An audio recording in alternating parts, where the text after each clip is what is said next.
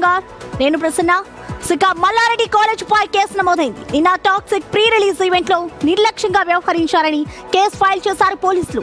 Toxic pre release event లో తొక్కిసలాట జరగడంతో పలువురికి గాయాలయ్యాయి. అయితే ఈ ఘటనలో మల్లారెడ్డి కాలేజ్ పై కూడా కేసు నమోదు చేశారు పోలీసులు. అయితే టాక్సిక్ మూవీ యూనిట్ పై కూడా కేసు ఫైల్ చేశారు.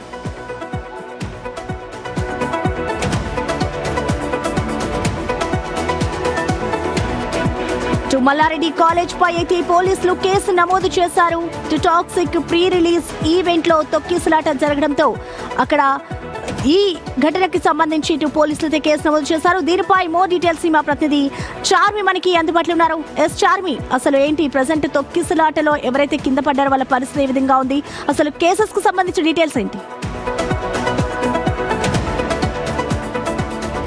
రైట్ ప్రసన్న, ప్రస్తుతం మనం అందరం చూసుకున్నట్టయితే నిన్న జరిగినటువంటి ప్రీ రిలీజ్ ఈవెంట్లో ఒక్కసారిగా యష్ ఎప్పుడైతే మాట్లాడుతున్నారో, ఏదైతే మనకు అక్కడ స్ట్రక్చర్స్ అదేవిధంగా సౌండ్ బాక్స్ ఉంటే దానిపైకి కొంతమంది ఎక్కి విన్యాసాలు చేయడం వల్ల అది ఒక్కసారిగా కూలిపోవడం జరిగింది. దీనికి సంబంధించి అటు మల్లారెడ్డి మేనేజ్మెంట్కి అదేవిధంగా ఎవరైతే ఈ ఈవెంట్ని మేనేజ్ చేశారో వాళ్ళకైతే నోటీసులు జారీ చేయడం జరిగింది. అసలు ఎక్కడ తప్పిదం జరిగింది, ఎవరి నిర్లక్ష్యం ఉంది? ఎందుకంటే మల్లారెడ్డి కాలేజ్లో ఇప్పటికే అప్రాక్సిమేట్లో 100కు పైగా ఈవెంట్లు జరిగి ఉంటాయి.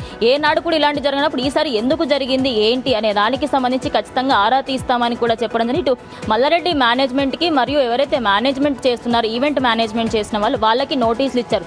ఈసారి అక్కడ ఏం జరిగింది, మరి మీరు ఎందుకు వాళ్ళు అక్కడ నుంచి పైకి ఎక్కుతున్నప్పుడు ఎందుకు ఆపలేకపోయారు?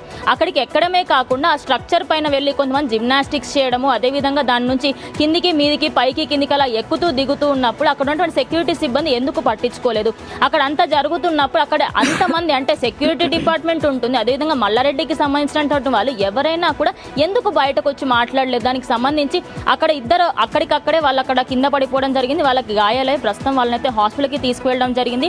అయితే అదే కాకుండా ఒక అమ్మాయి అక్కడ చూస్తున్నప్పుడు అక్కడే ఉండి తను స్ట్రోక్ కోల్పోవడం జరిగింది. సో ఆ ఇద్దరికి సంబంధించి ప్రస్తుతం వాళ్ళైతే ఆరోగ్యపరంగానే ఉన్నారు, బాగానే ఉన్నట్టుగా తెలుస్తోంది. కానీ దీనికి సంబంధించి ఖచ్చితంగా మేము యాక్షన్ తీసుకుంటామని ఇప్పటికే పోలీసులు అయితే చెప్పుకొస్తున్నారు Prasanna. Right, thank you Charmi.